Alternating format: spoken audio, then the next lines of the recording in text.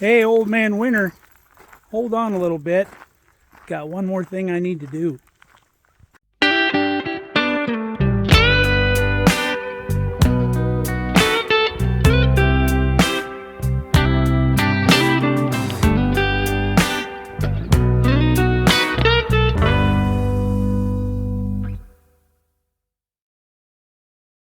So we're still on a little break from harvest. It's been right at a week now. I think we're gonna poke into some corn tomorrow, start rolling some corn through the combine. But I got one more day to get stuff done and one more project that is on my list to get done before it starts getting too cold. And that is, we need to put this garden to bed. You can see the frost has taken care of our garden. It's toast. And the rains have brought some weed sprouts we need to take care of. None of these weeds have gone to seed, and we do not want them to. So we're going to get this taken care of today. It's probably going to be an all-day project because we need to pull all these plants up.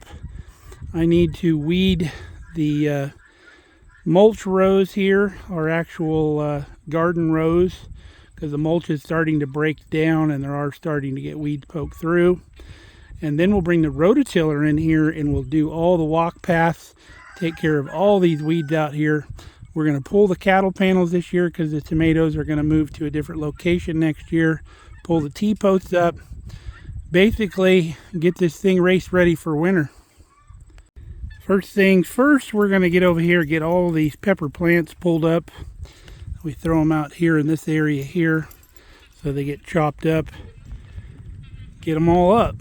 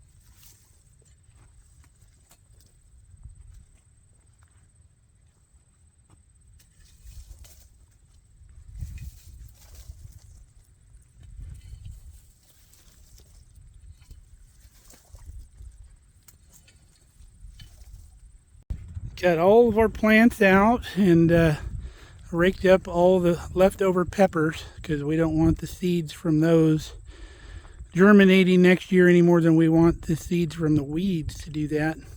And then we came through with the landscape rake and filled in all the holes from the divots of the plants being pulled out.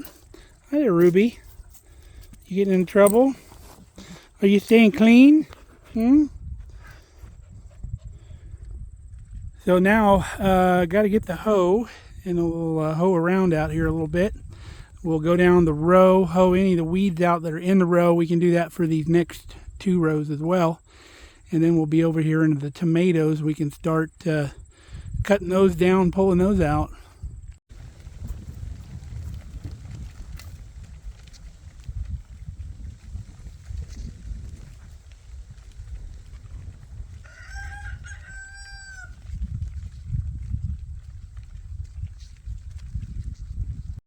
Here goes Kelly on her hot rod.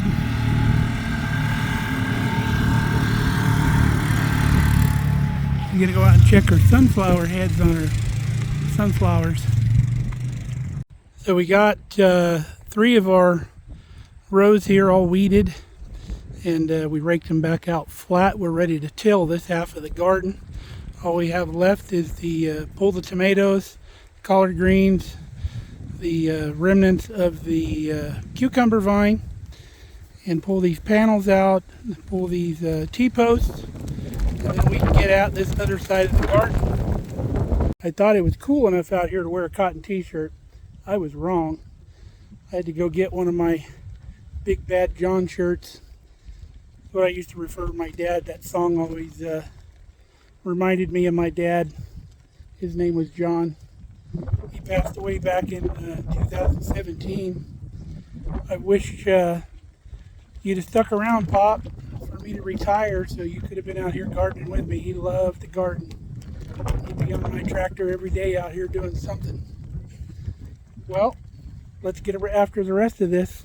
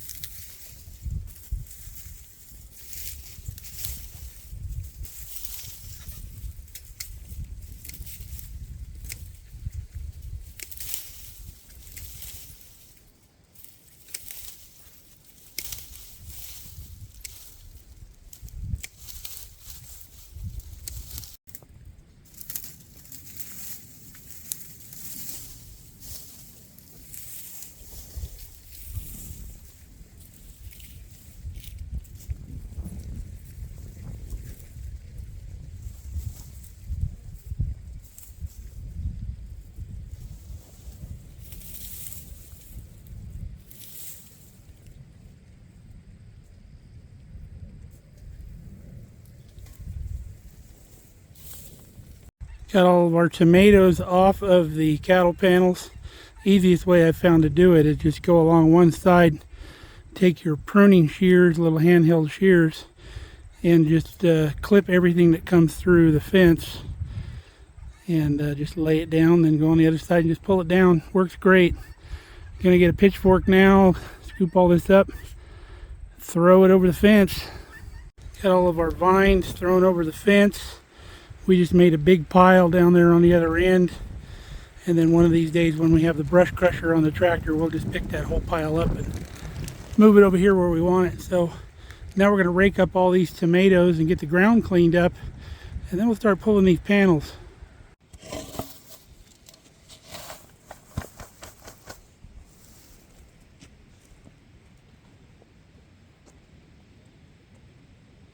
These cattle panels couldn't be easier to take down. We just have these T-post clips on here. So just get you a pair of pliers, grab it from underneath, spin it over like that, and then they come right off. And there's only 2 of them per post, and there's only 2 posts per panel.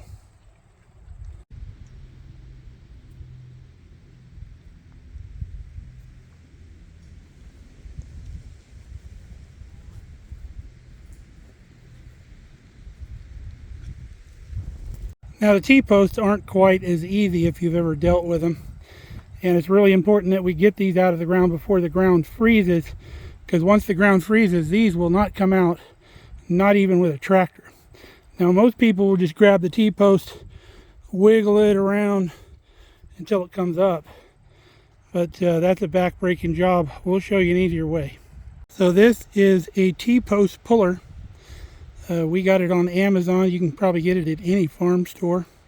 It's got a foot on the bottom, it's got a lever, and it's got a hook, and it's got another hook down here that you could use for a chain, or on the electrical posts, the hot wire fence posts. It'll pull those up. You rotate it up here like this, but all you do, pull on your handle, and it pulls your post up right out of the ground. Now this piece here, you want to engage it on this side here, because it'll engage these little dogs on the post. It just ratchets down when you pull the handle back up. There you have it. T-post is pulled.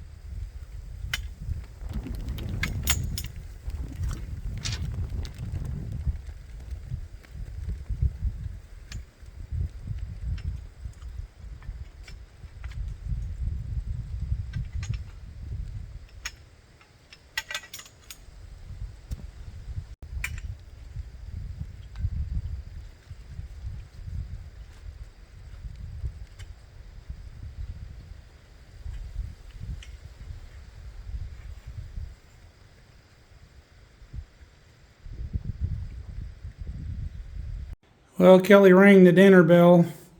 She made cilantro lime chicken, one of our favorite recipes. We've shared it here on the channel before. It's fantastic. And I worked through lunch again. Well, that was a fantastic dinner, but we are burning daylight. Need to get back running. Our cattle panels we just laid up against the fence over there. We're going to wire them to the fence so they stay nice and flat and they're not in the way. The T-posts we just set on the other side of the fence, and we come by with a tractor. We'll throw them in the bucket. We got a barrel in the barn that we put those in. So we still got to pull up our collards, our dill here next to the cucumbers, that little panel and those two T-posts, and then we'll be ready to weed.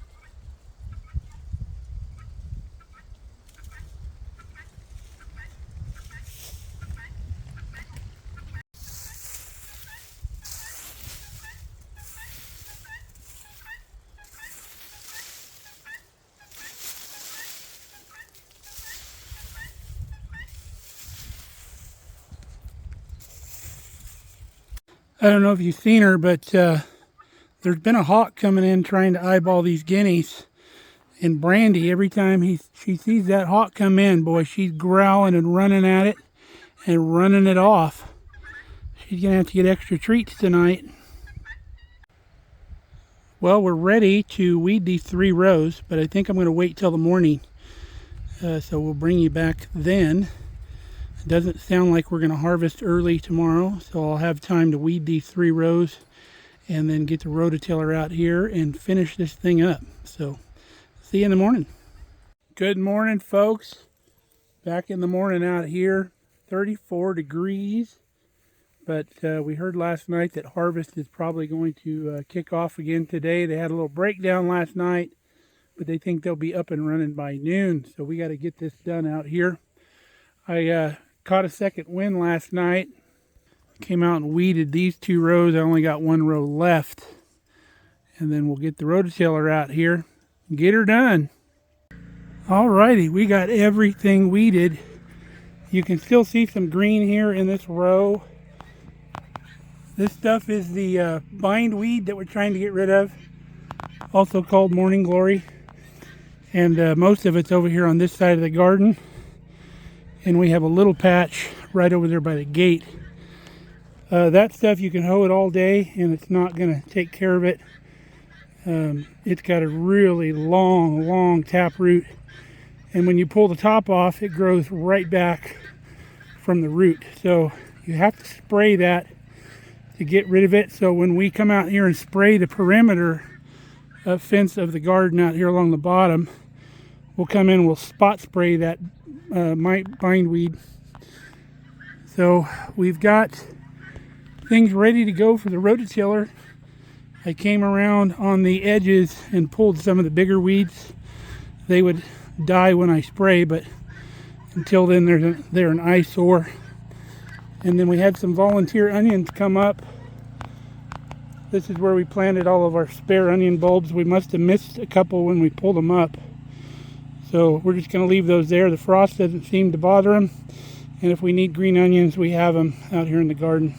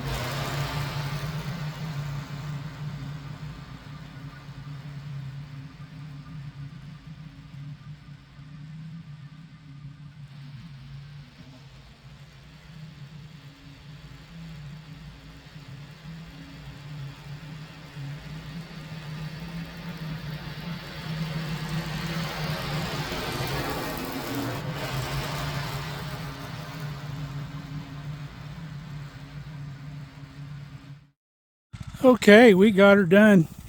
We only did one pass, and there'll be a few weeds that if they're not tore up enough, they will reroot. So we'll probably come back out here Sunday morning. It's Friday now, and run the rototiller through one more time early Sunday morning. And then our garden has been sufficiently put to bed. Now I know you folks, you get tired of gardening in the fall and you just want to be done with it and you just let the garden go, but don't do that. You've worked hard all summer to keep the weeds down in your garden, and you don't want to let them go to seed and then backtrack another 10 years probably with weed seed. We've been getting less and less weeds here every year. We've been here 3 years now, and this was a real good withdrawal from our weed seed bank, and we're getting less and less every year. I've noticed this year we've almost eliminated the lamb's quarter. I didn't see any out here, and it was really bad before.